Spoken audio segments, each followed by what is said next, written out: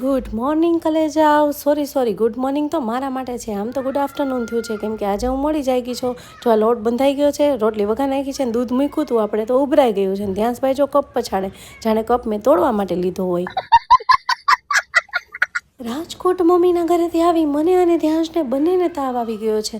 અને આ બેકગ્રાઉન્ડમાં જે છોકરા ચીસો પાડે છે એ અમારા અહીંયા સોસાયટીમાં ગાર્ડનમાં રમતા છોકરાઓનો અવાજ આવે છે, જે આવવાનો જ છે.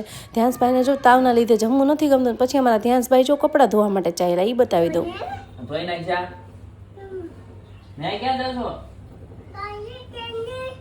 ધોવાનું છે તો એમાં ધોવાનું હોય.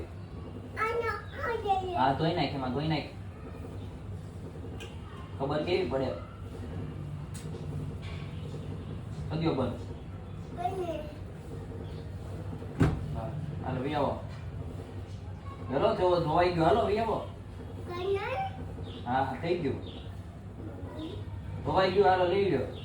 છોકરો છે ને બહુ ચાલાક છે, એને બધી ખબર છે કે આમાં લિક્વિડ એ ભેગું નાખવાનું હોય તો કપડાં ધોવાય, પણ એના પપ્પાને ખબર નથી પડતી કે શું કહેવા માંગે છે.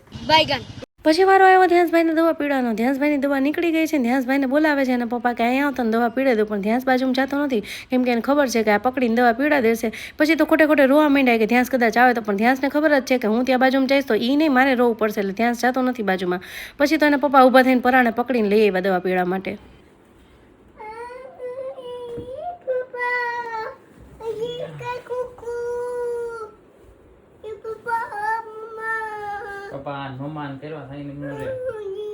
એમ પકડોમાં એને મેળા જ પી લે દવા.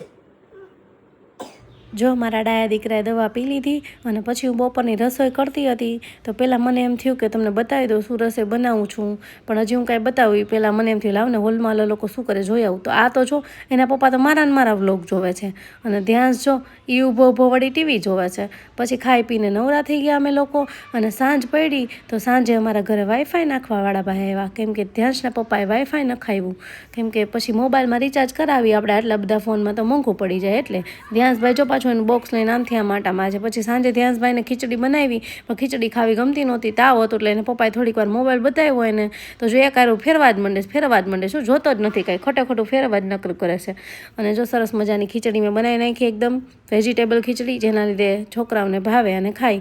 ધ્યાંશભાઈને ડૉક્ટરે કીધું હતું કે એમને નાશ લેવડાવવાની, જો છોકરાઓ નાના લે તો નહીં પણ ટ્રાય કરવાની કે નાશ લે, પણ આ ભાઈ નાશ લેતો નહોતો. હું અને એના પપ્પા નાશ લઈને થાકી ગયા, એટલે પછી અમે પેક કરીને મૂકી દીધું. અને જો એના પપ્પા વેફર ખાતા હતા તો એને પપ્પાએ આપી કે વેફર હલે, પણ ધ્યાંશભાઈ કાંઈ ખાધી નહીં, ધક્કા મારી દીધા. તો ચાલો મિત્રો, આપણે કાલે મળીએ નેક્સ્ટ વિડીયોમાં આવે.